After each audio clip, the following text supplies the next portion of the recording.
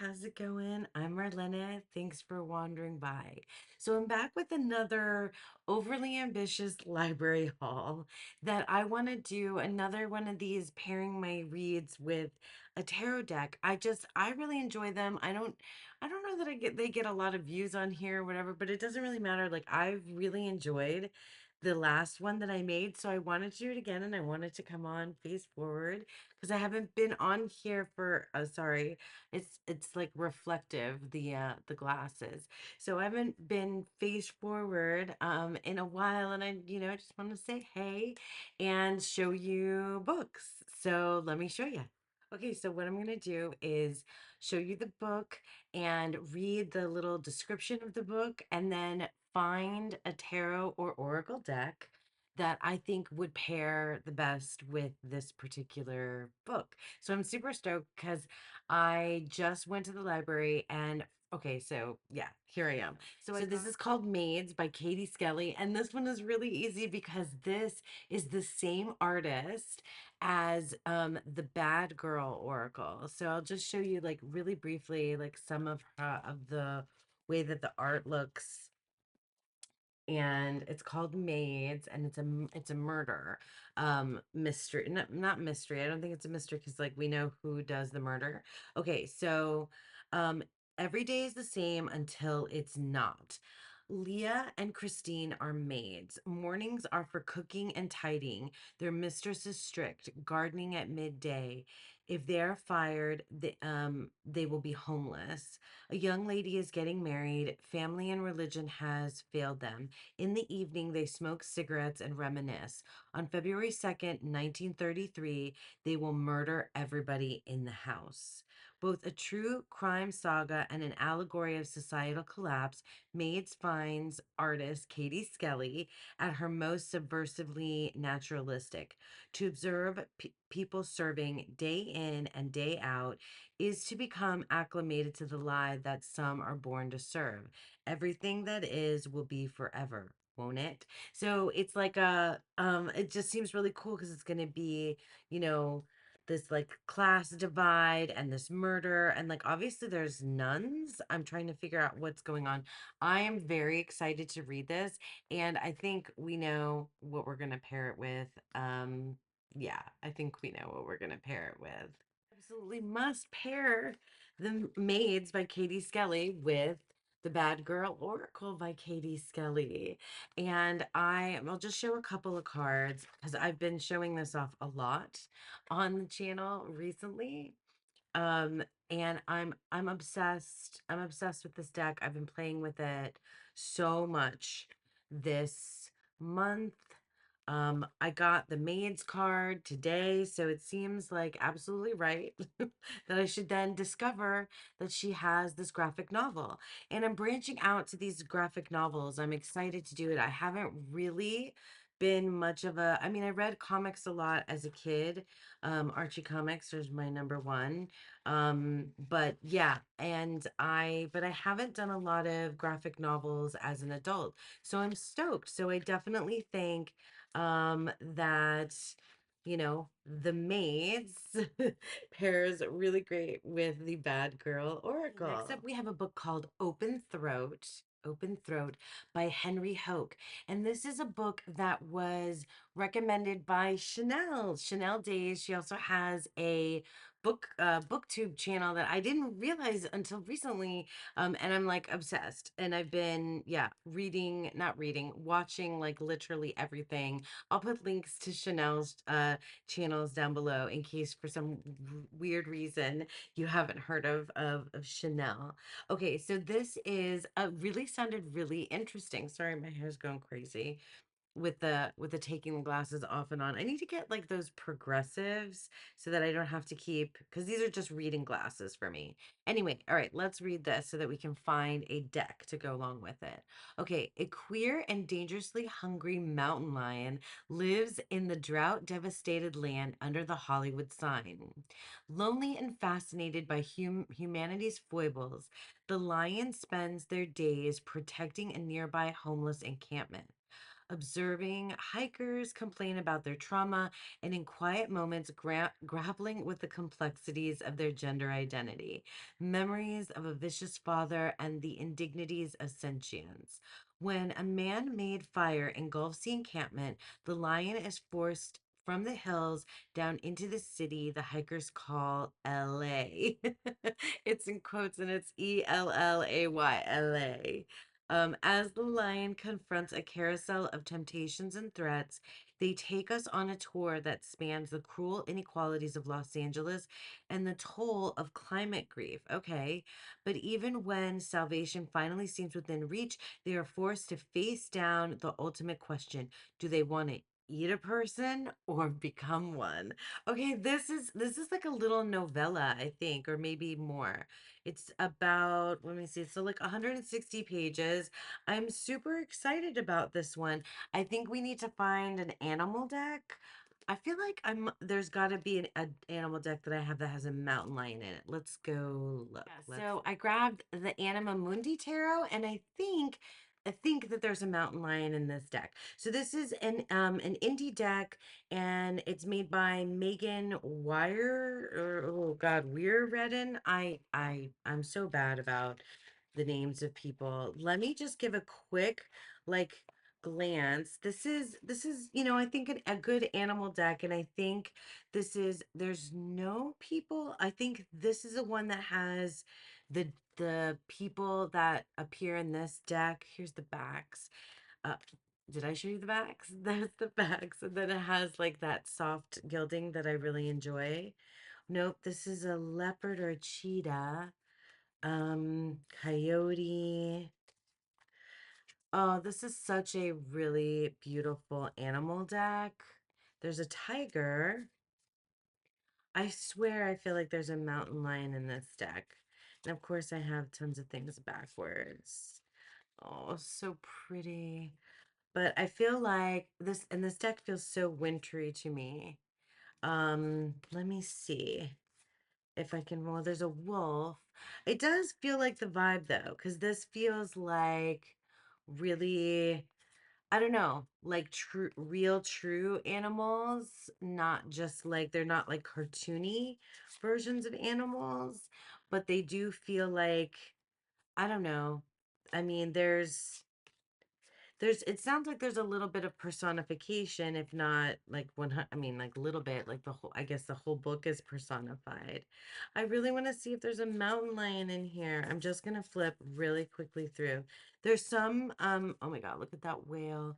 There's some, oh, this otter, the Page of Cups, so cute.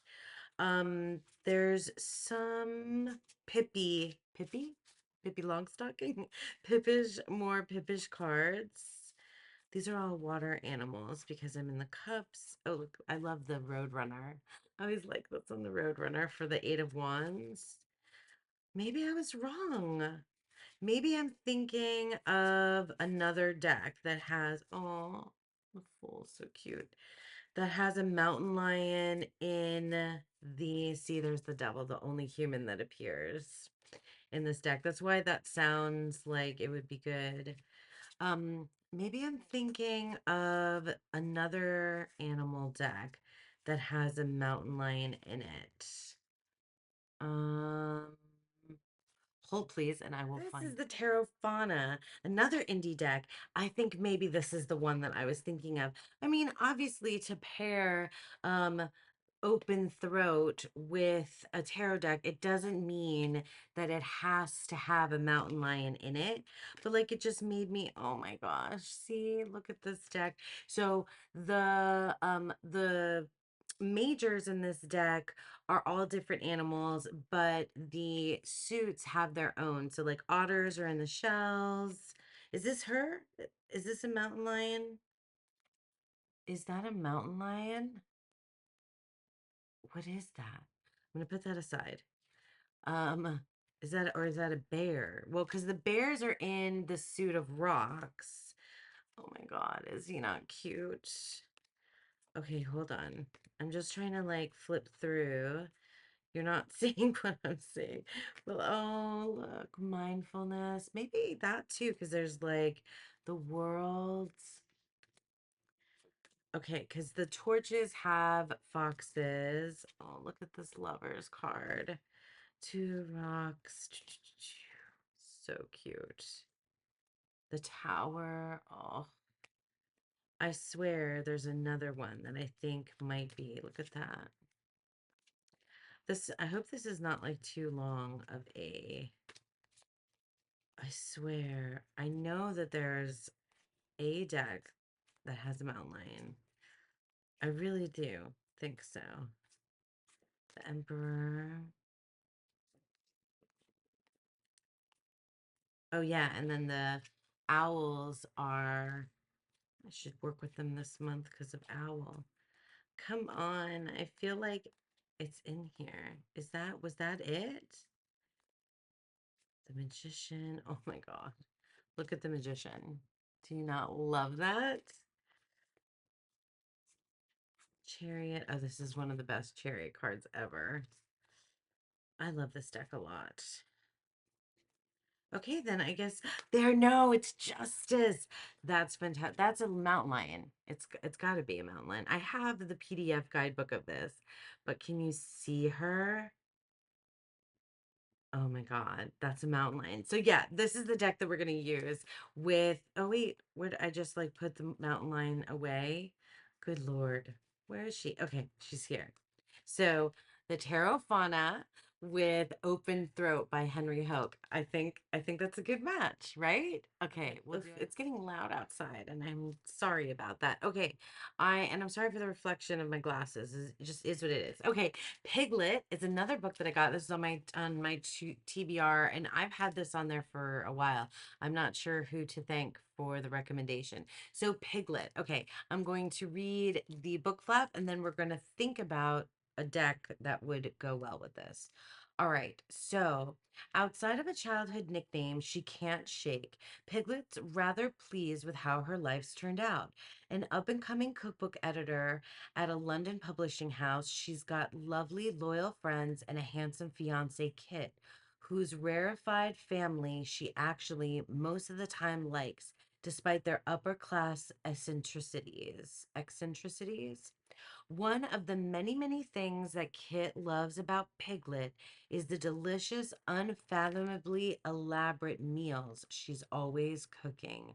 But when Kit confesses a horrible betrayal 2 weeks before they're set to be married, Piglet finds herself suddenly hungry.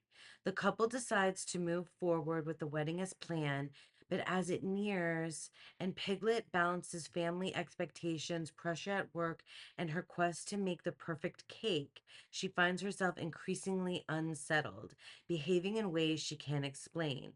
Torn between a life she's always wanted and the ravenousness that comes with not getting what she knows she deserves, Piglet is, by the day of her wedding, undone, but also ready to look beyond the lies we sometimes tell ourselves to get by.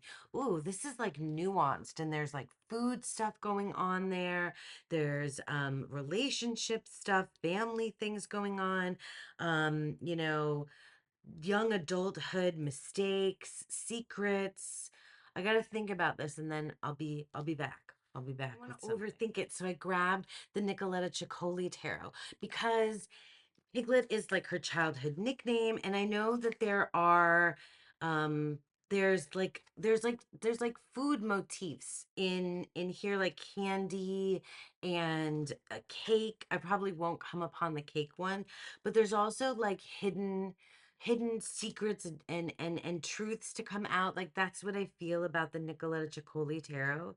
For those of you that, I mean, this deck has been around for a while, so I'm probably not surprising anybody with showing it. God, that's such a beautiful card.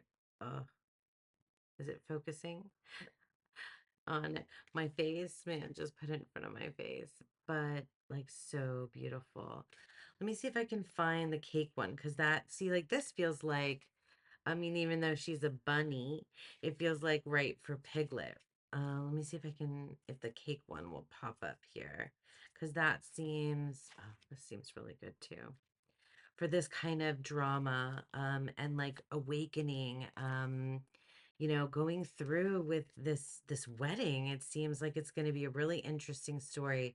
I'm interested to find that out. That seems cool. The whole like, carrot, the chef vibes. Like I knew there's like something, yeah, there's stuff to do with food and cake. That's not the only one. There's another one. I think the tower might be a cake in and of itself.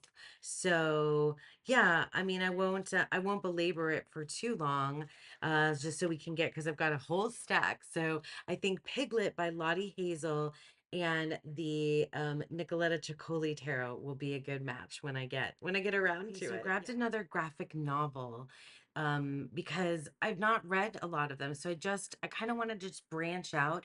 I did, oh, Heather from the Three Girls. She has a new booktube channel, which I'll link below. And she did a really cool video about how you should branch out into different genres.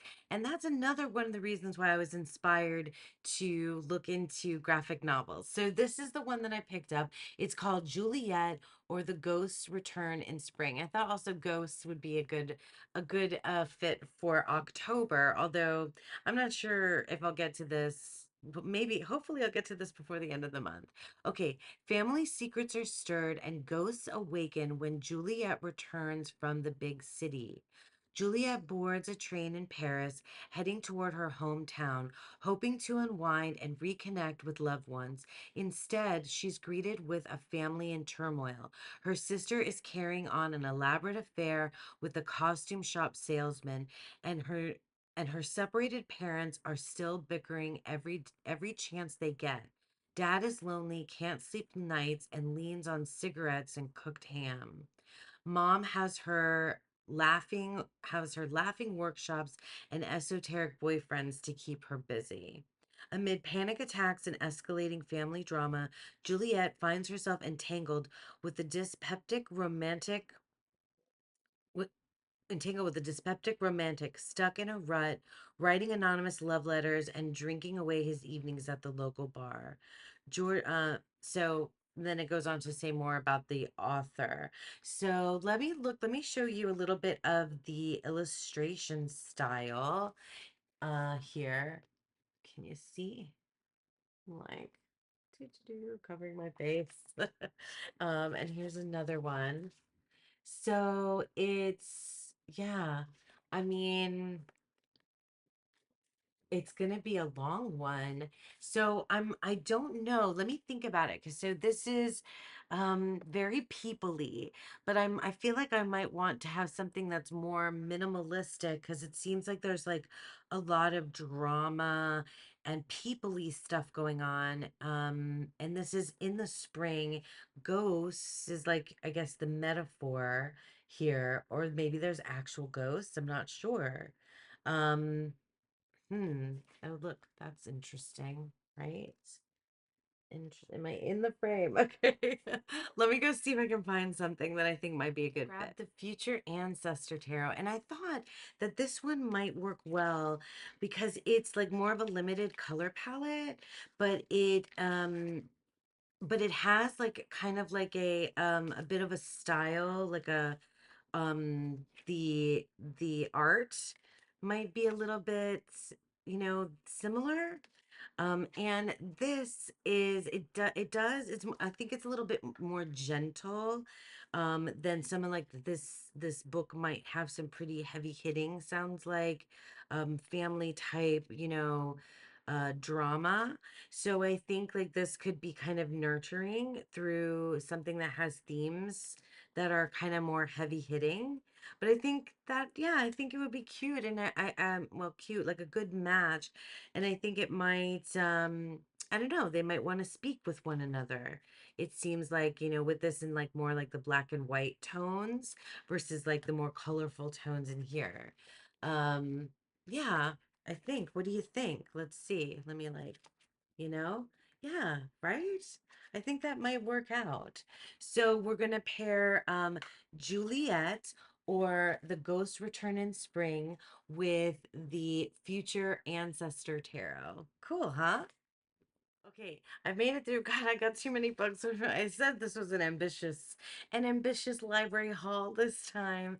And okay, so the rest, there's no more graphic novels. So the rest are novels. And this is another one that I think I can thank Chanel of Chanel Chapters or Chanel Days. Those are her two different channels. And this is called The Ministry of Time. So this is a new one. And sorry for the, it's shiny because it's a library book. Okay, this sounded so fascinating. Was it Chanel? I mean, I don't know. I think it was. Okay. So here is the blurb. In the near future, a civil servant is offered the salary of her dreams to work on a top secret project.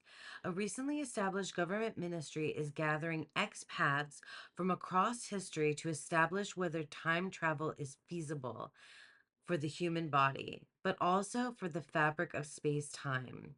She is tasked with working as a bridge, living with, assisting, and monitoring the expat known as 1847 or Commander Graham Gore. As far as history is concerned, Commander Gore died on Sir John Franklin's doomed 1845 expedition in the Arctic. So he's a little disoriented to be living with an unmarried woman who regularly shows her calves surrounded by outlandish concepts such as washing machines, Spotify, and the collapse of the British Empire. But with an appetite for discovery, a seven a day cigarette habit, and the support of a charming and chaotic cast of fellow expats, he soon adjusts. Over the next year, what begins as an excruciatingly uncomfortable housemate dynamic evolves into something much deeper. Ooh. Where am I? I just lost my space.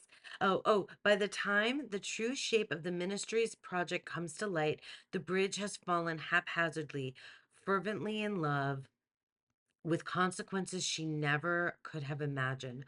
Forced to confront the choices that brought them together, the bridge must finally reckon with whether what she does next can change the future. Ooh, this sounds really interesting. So it's a time travel, it's a romance, sounds like there's a good cast of characters in here. Um Ooh, gosh, I want to push this to the top of my reading list right now.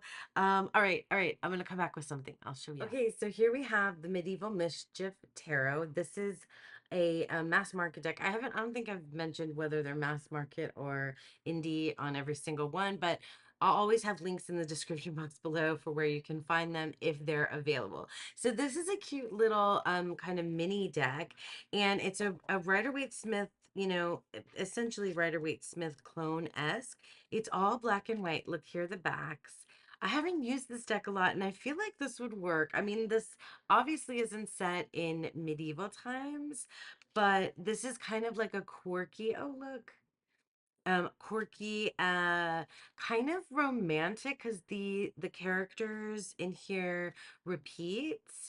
So um, yeah, I thought maybe this would be really cute to go with it. It sounds like, yeah, like, we're gonna travel through time. Well, it's the 1840s is, I guess, what we're doing there.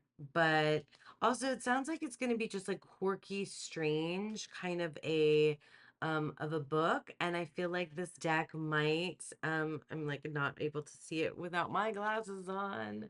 Um yeah, what do you think, you guys? This is a really cute black and white deck. I've wanted to maybe potentially do a color study with this in the future.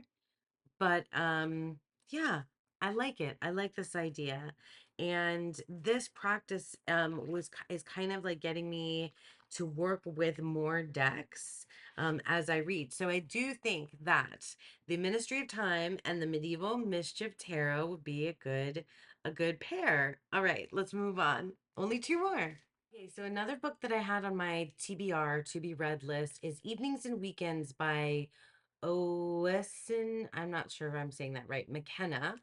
And this book is most of the stuff is literary fiction. I think The Ministry of Time is more like sci-fi. And then I've got those graphic novels, but most of this stuff is lit fic, which is my main genre, which is one of the things that like I was trying to maybe, I don't know, I was trying like to read horror stuff and other things, and then I kind of reverted back. Anyway, let me read the blurb because this is like for fans of Sally Rooney, which is like Normal People was one of the best books I've read this year. Anyway, okay, so here's the blurb. Summer in London stops for no one, not the half naked drunks and stoners, the bachelorette parties glugging from bejeweled bottles, the drag queens puffing on hurried cigarettes. It's June 2019. Okay, so this is a different vibe from everything else here. And everyone has converged on the city's parks, beer gardens, and street corners to revel in the collective joys of being alive. Everyone but Maggie. That's my mom's name. She's 30, pregnant, and broke.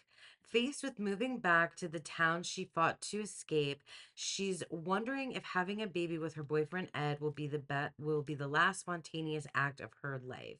Ed, meanwhile, is trying to run from his past with Maggie's best friend Phil and harboring secret dreams of his own. Oh, I wonder what those are. Phil hates his office job and is living for the weekend while falling for his housemate Keith. But there's a problem. Keith has a boyfriend and there might not be room for three people in the relationship. Then there's Rosaline, Phil's mother, who's tired of feeling like a side character in her own life. She's just been diagnosed with cancer and is traveling to London to tell Phil if she can ever get a hold of him. As Friday night approaches, all their lives are set to change forever. Temperatures are soaring and the weekend is about to begin. So it's like multiple points of view, characters, kind of like, slice of life, everything coming together and set in London. Okay, okay, okay. I need to think about this. So I'm going out on a limb here because I grabbed an oracle deck. So I grabbed Denise Lynn's Sacred Traveler Oracle cards. And I'm not sure if this is going to be a perfect, match with this particular book. But I mean, the reason why I do this is because I use these decks while I'm reading and I ask myself questions brought up by the themes and topics in the book, or just like a straight, like, kind of, what are you trying to teach me? How am I like these characters? So, because this is like multiple characters, multiple storylines kind of converging together, this deck kind of does that. This deck is really like it's very narrative, so it's kind of like about where you are in the particular path or on the travel, in your travels on your journey. So I think that like this, discovering truth, you stand in the light of truth. So I feel like it might match up with like where particular characters are and how they're resonating and speaking with me. So like miracles, expect the wondrous to emerge. I might, end up wanting to grab some tarot, but I did use just an oracle deck with a book that I was reading just last week. So, I think it might work. Protected by angels, passion and pleasure, savor your life, desert passage, trust there's a divine plan. So I don't know, like it's like different places, taking shelter, the answers are within, valiant courage. So it's like, I don't know, it feels like it's connected to different like places on a specific path. So I think that might, yeah, I think that might be fun to put with this particular novel, evenings and weekends with the Sacred Traveler Oracle cards. So this is the last book in this library haul. These are all library books. Did I mention that at the beginning? Anyway, it's called Trespasses by Louise Kennedy. And this I saw on a new booktuber channel. I think it's called What Ray Reads. I'll link it down below. I'm trying to remember to link everything that I've mentioned down below. And this struck my fancy when she was talking about it. So Let me read to you the blurb because it's set in Ireland. So, in Northern Ireland, during the Troubles, a young woman is caught between allegiance to community and a dangerous passion. So, I think I've got a couple romances in here. Amid daily, like historical stuff happening too. Anyway, sorry. Amid daily reports of violence, Kushla lives a quiet life with her mother in a small town near Belfast. By day, she teaches at a parochial school. Oh my gosh. I I know what that's like. I used to teach at a parochial school. Anyway, at night she fills in at her family's pub. There she meets Michael Agnew, a barrister who's made a name for himself defending IRA members. Against her better judgment, Michael is not only Protestant but older and married. Kushla lets herself get drawn in by him and his sophisticated world, and an affair ignites. Okay. Then the father of a student is savagely beaten, setting in motion a chain reaction that will threaten everything and everyone Kushla most wants to protect. Okay. So it's like a kind of like a, star-crossed lovers type deal, Romeo and Juliet kind of deal. Um, and it's set in Northern Ireland, so we have the Protestant and Catholic kind of divide going on. And interesting. What year is it? I don't know what year this is supposed to be, but okay. Hmm. Okay, I'll be back. Okay, this one took me a second, and I'm trying not to overthink it, but so I'm going out on a limb again here too because I grabbed. Sorry, my hair is like driving me crazy. Every time I move my glasses. Anyway, I grabbed an oracle deck, and it is the When My Soul Whispered oracle deck. So this is in this is an mass market, and it's a cute little guy. I really like this deck.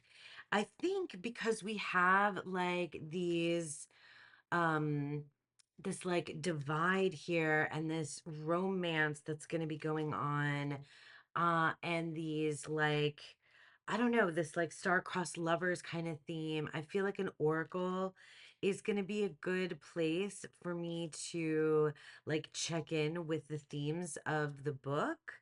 And I think this one is like kind of no nonsense and kind of just like the stark white feels like it's going to give me just like get straight to it, because I think like the book is going to be, it seems like it's going to have a lot of like interconnectedness and nuance, and oh my gosh, there it seems like there's also going to be a lot of self, like awareness and like like understanding yourself, and like I don't know, and sacrifices and family and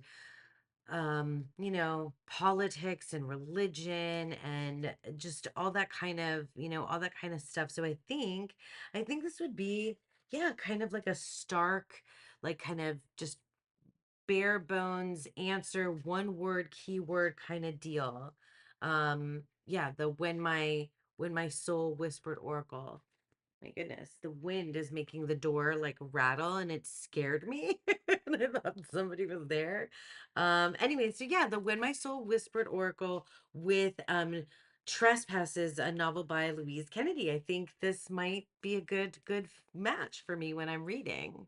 Okay, so that's it. That is one, two, three, four, five, six, seven books, two are graphic novels. So I think that should go faster, I think. I don't know if this is going to be like the rest of October into November, if I'm going to have to like take them back to the library and check them out again or whatnot.